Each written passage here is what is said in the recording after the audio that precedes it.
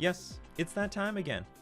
So I hope you can hold out for 10 minutes before you soil your underwear, because I have a banned modern tier list coming right at ya. Today we are going to look at the lands, and boy, some of these are incredibly controversial, and I think some of them have a really good discussion. Some of these things, try to guess which one, breaks Modern in half. Before I even get into it, what do you think is the card on this list breaks Modern straight in half? Probably the single most powerful, influential card on the Modern ban list. We have it in this video today. Everyone, this is Nikachu, Merfolk Master. So let's get the fire started with the artifact lands. Yes, the artifact lands. These things are the single largest embarrassment on the ban list. It's more embarrassing than when you accidentally call the school teacher your mom in front of the entire class. I know, we've all been there. But these lands, as from an outsider, you start looking at, why are these lands banned? It's just a land that adds mana. It's an artifact. It's worse than a regular land. You could blow it up with artifact destruction. Yes, you can. And it should be off the ban list. They are useless. They are terrible. When Modern was first conceived, one of the best decks, the premier best decks in the metagame, was Affinity. Classic Affinity to throw down your Mox Opals, get that cranial plating on that Signal Pest, and, attack for 1,000,000. Deck is really, really strong, and they were afraid of bringing back the dark days from the dark ages of Affinity from Standard, which abused these artifacts. Oh my god, these artifacts in combination with Arcbound Ravager and cranial plating, making that cranial plating a little bit bigger, and also you can sack your lands to the Ravager, make the Ravager that much stronger. You're going to annihilate everyone. I would like to remind people for the millionth time that what happens in Standard stays in Standard, but it won't hold a candle to the power level of Modern. We've seen this a million times before. Oh, so many cards have come off the ban list that are more or less dead on arrival. Where's Wild Nikachu? Where's Bitter Blossom? Jace the Mind Sculptor, totally fair. Stoneforge Mystic, totally fair. Bloodbraid Elf, totally fair. And I've been saying for a long time now, unban the artifact lands. There is nothing broken about them. It's like banging someone without protection. You're looking at the upside, but none of the catastrophic downsides. Let me explain. Now, the advantage, of course, is you're going to have a little bit more synergy, yes, with cranial plating, with Arcbound Ravager. Now, the cost is catastrophic. First off, your lands are artifacts, all right? You're already pretty weak to cards like Stony Silence. Well, guess what? We got Stony Silence version 2.0 in the form of Collector Roof and Karn the Great Creator. So now when these cards enter the battlefield, your lands don't do shit. That's it. It's like you already constructed your own Mycosynth Lattice by yourself. You completely lock yourself out of the game. Your lands aren't going to add any more mana. Whatever you have on the battlefield, that's it. That's all you have. That's all you have for the rest of the game. Second downside is that there's a lot of artifact destruction in the metagame. Ancient Grudge, Kolaghan's Command, Nature's Claim.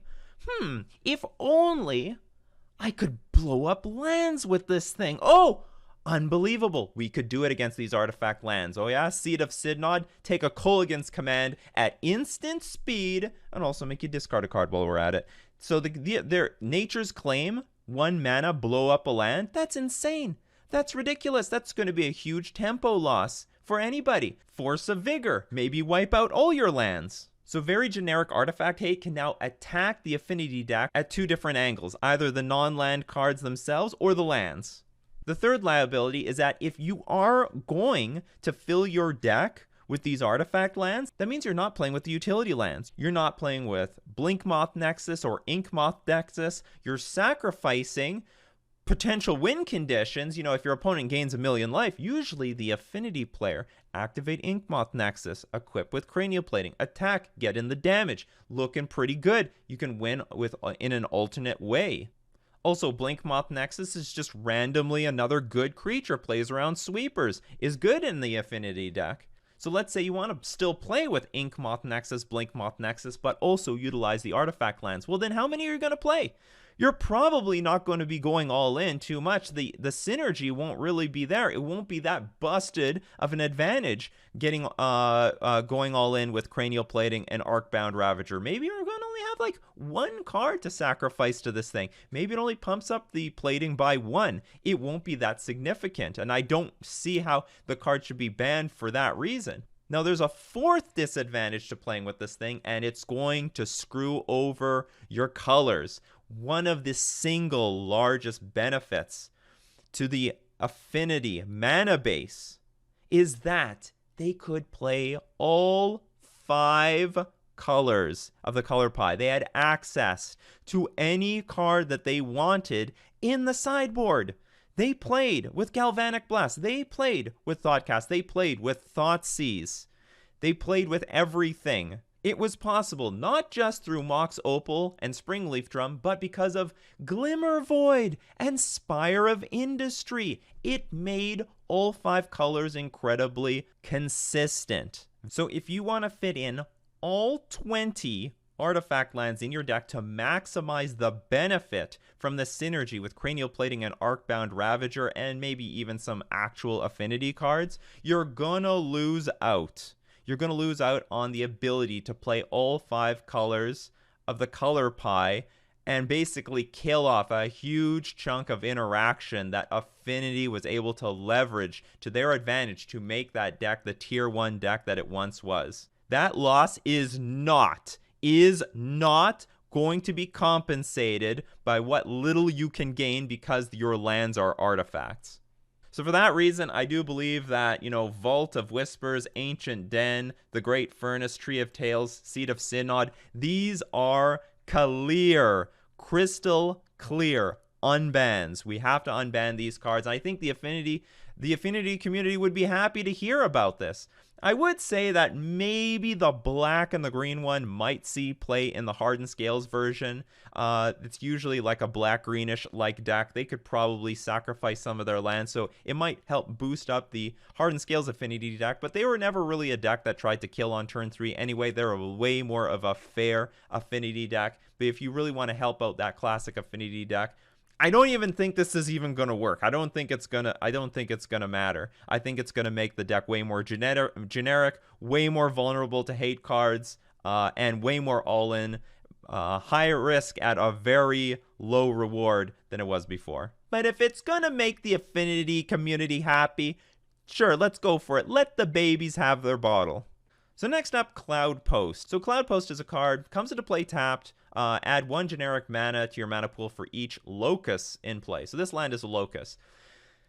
And so the deal is, if you get multiple Cloud Posts in play, they each add more mana to the mana pool for each of them on the battlefield. So if you have 2 Cloud Posts on the battlefield, they each add 2 mana. If you have 3 of them on the battlefield, you add 3 mana each. If you got 4, that all add 4 mana each. But in addition to that, there is another card.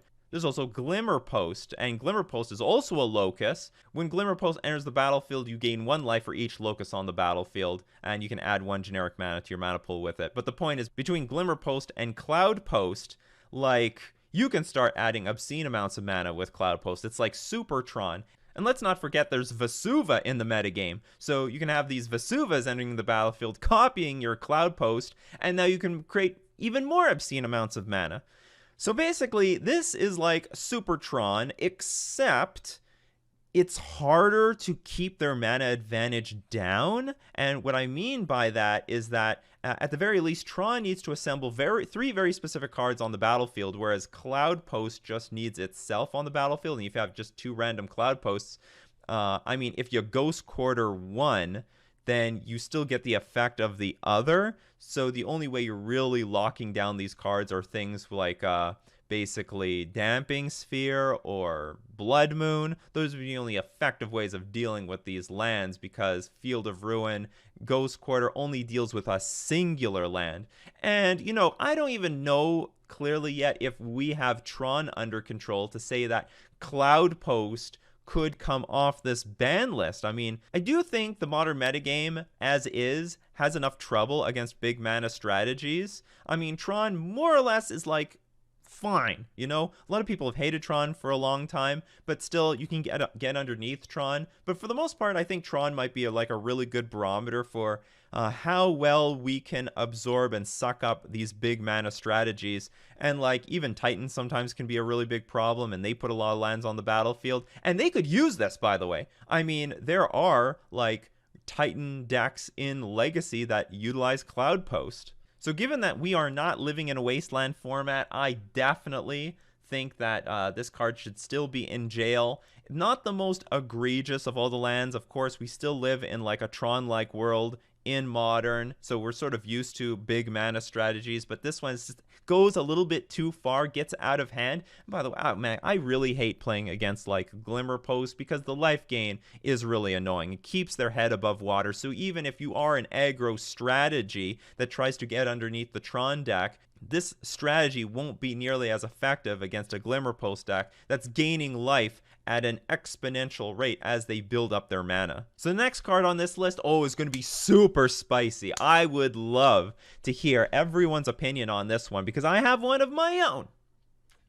I got a YouTube channel. This is what you guys watch me for. You want to hear my opinion. Let's talk Dark Depths. I think this card is very interesting because I don't think initially this card is very broken. I think for the power level of Modern, for the most part, this card is very fair. So Dark Depths is a legendary snowland. Comes into play with 10 ice counters on it. You pay 3 mana, remove an ice counter from Dark Depths. No one actually really does that. That's ridiculous. No, the most important part is when Dark Depths has no ice counters on it, sacrifice it. If you do, put an indestructible legendary 2020 black avatar creature token with flying named Merit Lage into play. So here's the deal. The old-fashioned way of comboing with this, like the outmost fastest way you could win, is you go like turn 1 Dark Depths. Turn 2, you play an Urborg, Tomb of Yawgmoth. Then with double black, you could play Vampire Hexmage, a 2/1 first strike vampire, but interesting ability. Sacrifice Vampire Hexmage, remove all counters from target permanent. So you can sacrifice your Vampire Hexmage, targeting your Dark Depths, lost all the counters, boom, you got a 2020 indestructible flying creature. Guess what, opponent? Next turn, you're going to be dead. This was the most aggressive way that you could win with this deck, and frankly, that's just a turn 3 kill, right? Honestly, I don't know if it's that much worse than other decks in the Modern metagame. And by the way, that is a nut draw hand. Having the combination of 3 cards, very difficult, I think, in Modern. Vampire Hexmage, Urborg, and Dark Depths all at once. I don't think that's quite easy. Now, so let's go over what a more natural looking way of winning the game would be, because remember, Dark Depths does not add mana by itself, so this card is basically a donut until you can actually combo off with something else. Of course, with Urborg in play, it actually does become a piece of mana. The other way of winning the game would be with something like Thespian Stage. So Thespian Stage says you can tap it for a generic, or you pay 2 mana, tap it, Thespian Stage becomes a copy of target land, except it has this ability. So here's the deal. You go, I don't know, lands, Thespian Stage, then you play Dark Depths, and then you tap Thespian Stage, copy the Dark Depths. Now, the legendary rule says you have to keep one, you throw away the old Dark Depths. Now, the Thespian Stage already was on the battlefield with no counters on it, so immediately becomes a Dark Depths with no counters on it. You sacrifice it to get your 2020 creature. This is really slow. Like, how much time did we spend on doing this? It's already turn 4 when we activate it. We're going for a turn 5 kill. Honestly, Boggles will race this deck. It is not that impressive. Now, you could get this combo off a little bit sooner with Urborg, Thespian Stage, Urborg, Dark Depths, tap everything, copy the Dark Depths, and boom, you got a 2020 creature. You're ready to win by turn 4. But that's still like on par with like Ad Nauseam and a lot of other combo decks. Not to mention, we can interact with this in a million ways. With Ghost Quarter, with Field of Ruin, with Blood Sun, with Blood Moon. We've got the answers, people. This is really nothing that insane or crazy. So we can interact with it from a land perspective. But not only that, I mean, you could just kill the creature. Exile it with like Path to Exile or something. Going for the combo with Vampire Hexmage or Thespian Stage is a 2-for-1, so if they don't win, it is going to be out of liability, and you can deal with the creature either with Path to Exile, with bounce spells, maybe block it to save yourself one more turn. I think there's actually quite a large variety of ways of interacting with this deck. You either attack the lands, you can attack the creature after it's been created, or you can just go underneath the thing, because I think on average it's going to be a pretty slow combo deck in Modern. Now, we don't know what shell this is going to be in, so maybe it's going to take a control shell like the traditional lands deck in Legacy, where it's going to be killing a lot of the aggro creatures to slow the game down so that when it combos off, it's going to overpower the opponent. But that being said, I think we have a lot of tools for this thing, but it's not all gravy. It's not all gravy, people. There's some scary cards in Modern.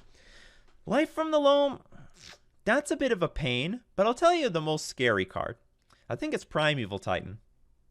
You know, a lot of people, even the Titan community, is calling for the banning of Field of the Dead, because once the Titan enters the battlefield and grabs that Field of the Dead, I mean, it's basically over. And let's say Dark Depths, because you don't need that many copies in the deck, Dark Depths and Thespian Stage was an alternate win condition in all these Titan decks. You just have to slam a Titan, go get that Dark Depths and Thespian Stage, and in 2 more turns, you're going to be facing down a 20/20 creature. I think that would be the most devastating use of Dark Depths, that it becomes part of the toolbox of the Curtain Primeval Titan decks. So my evaluation is this. I think this card is on the edge of getting unbanned. So long as Primeval Titan is still in the format, I do not think that this card is safe to get unbanned, but I think it has the potential to be part of the Modern metagame. Dark Depths is a C on this tier list.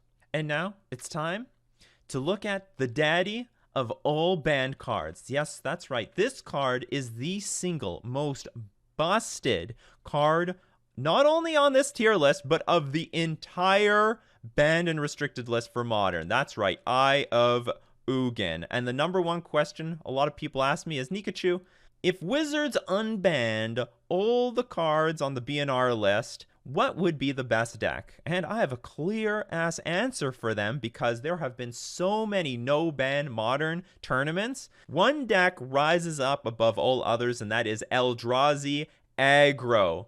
The format is completely dominated, like 90% of the results, by Eldrazi Aggro, thanks to Eye of Ugin. My god, Eldrazi Winter was a winter because of this one card. You just put the Eye of Ugin on the battlefield, then you can spew out like 3 to 4 Eldrazi Mimics, and then the next turn, Eldrazi Temple, boom, Thought Knot Seer, and your opponent's going to get wiped out for a huge chunk of damage by turn 2. Not even that, you could also spew out a bunch of Endless Ones for 2 mana. This card was ridiculously oppressive. It was sped up the game too much. Eldrazi Temple, you have to choose one creature over another. Do you want to play an Endless One, or you want to play an Eldrazi Mimic? But with Eye of Ugin, you could play multiple things off of this one card. In theory, if you play turn 1 Eye of Ugin, you could put 6 creatures on the battlefield between 4 Eldrazi Mimic and 2 Endless Ones. That's nuts! That's like 12 mana worth of creatures. And if you hate turn 2 Thought Knot Seer off of like Eldrazi Temple into another Eldrazi Temple, that was the norm. You could almost always expect a turn 2 Thought Knot Seer with 4 Eldrazi Temples and 4 Eye of Ugins in the deck. It was disgusting. You also had to deal with turn 2 Simian Spirit Guide into Reality Smasher, and then you get smashed for like 15 damage because the Reality Smasher is going to buff up the Eldrazi Mimics. This card was designed at a time that the Eldrazi had an average mana cost of like 10 mana. And at that time, this card did nothing. It was useless. It was completely pointless. But then when they started printing Eldrazi for like 2 to 5 mana, now it was ridiculously busted. So anyway, this card, if I could put it higher, I absolutely would. This is like S++ tier. S squared. This thing is ridiculously OP. If I were to quantify the power level difference between Eye of Ugin and the fucking artifact lands, it's like a seasoned grandmaster chess player playing against a sack of potatoes. Like, it's night and day in power level. No ban Modern probably would be a pretty interesting fair format if you still ban Eye of Ugin. So give me your thoughts on these cards. Very controversial cards, hard to evaluate. I know people have some very strong opinions about the artifact lands, but still no one's ever given me a solid argument why they should remain banned. The hate against the artifact lands is mostly coming from the players who still suffer from post-traumatic stress disorder from their war times in the standard environment that they were born in. So if you liked the video, don't forget to smash the like button and let me know in the comments section below. This has been Nikachu, Merfolk Master, going over all the banned lands in Modern.